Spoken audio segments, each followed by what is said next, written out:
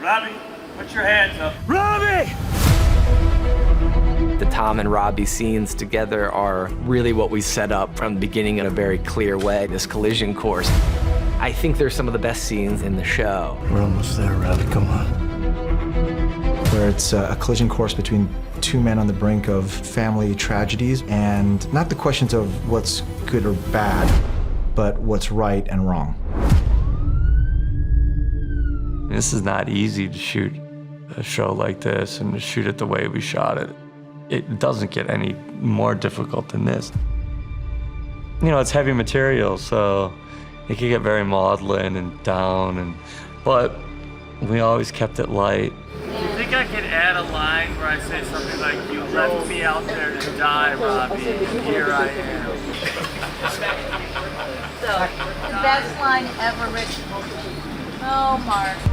It's been really incredible working with Mark Ruffalo, to see the ease and the fun that he can have and still do such deep work.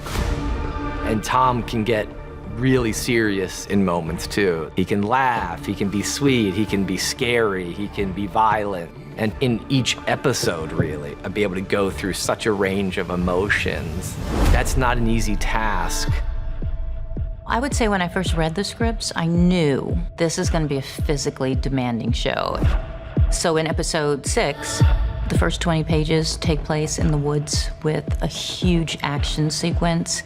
And that really has been the most challenging thing, not just on the show that I've ever done on any project.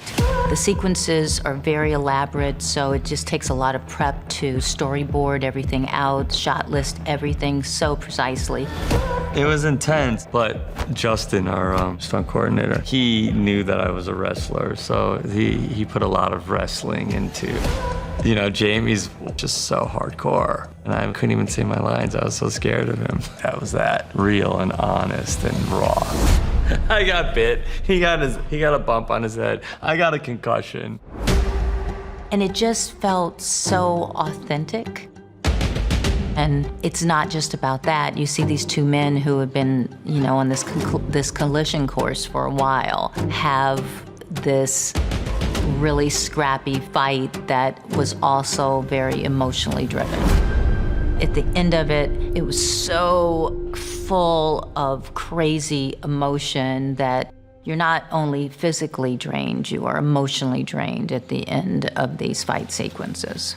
If you look at Grasso, he's really like juggling chainsaws every day. He's trying to balance the task force and his assignment, his job with, you know, this pact he's made with the devil in some way. And up until this point, he's maintained a very tenuous peace.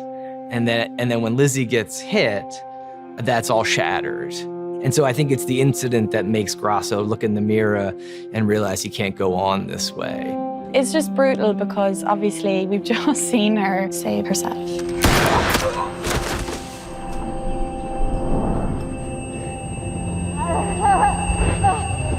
And I remember there's like a really great direction Brad wrote on the script. Lizzie decides to no longer be afraid. And I sort of love the way it said decides. I think when you're in a sort of life and death situation, like your survival instinct really sort of protects you and like takes over you. And because of her sort of hearing impediment, she can't hear the people screaming at her to get out of the way or a car coming. So it's just like a horrible, awful thing that happens. It's a really tragic thing, and I think he maybe will never recover from it. In this case, his actions are directly affecting people he cares about and has grown to really care about. So there's a self-hatred and a regrettable feeling about all of this. When we were shooting, it was really sad because you're emotionally invested with these characters, even behind the scenes and being the director watching it. You know, if your actors are doing it right, you're drawn in even though, you know, you're right behind a monitor. When Robbie passes away in Tom's arms, it was sad, but it was also a perfect ending for both of those characters to be together. You know, when we start episode 1, we see a juxtaposition of two men. We see Robbie full of life and vitality, and we're interspersed with scenes of Tom in solitude and silence. And it's very beautiful because Tom, who was a man of faith, has lost it. And Robbie, who professes to not believe in anything, acts with perfect faith, always. It's beautiful. And so in Robbie, Tom can begin to rediscover his faith. Without knowing it, Robbie sort of gives Tom this gift. It's bittersweet. I mean, he's sad for this family and all they've lost. He doesn't want to see people getting killed if he can help it. It's not his style. But it is a relief, and they did get the boy back. And there's a little piece of karma that he could show some sort of leniency and compassion towards Maeve. So we got one kid without a family. We lock her up, we're gonna have two more. You know, she could go to prison. He gets her out of that in a way. I hope people relate to Maeve and see themselves in Maeve, and I'm so happy that she gets to get out because she was always just trying to look out for people around her. I thought that if I got arrested, they'd take Harper and Wyatt. And they'd be on their own. Yeah. Her actions really define her as a character, I think. Really selfless in a way.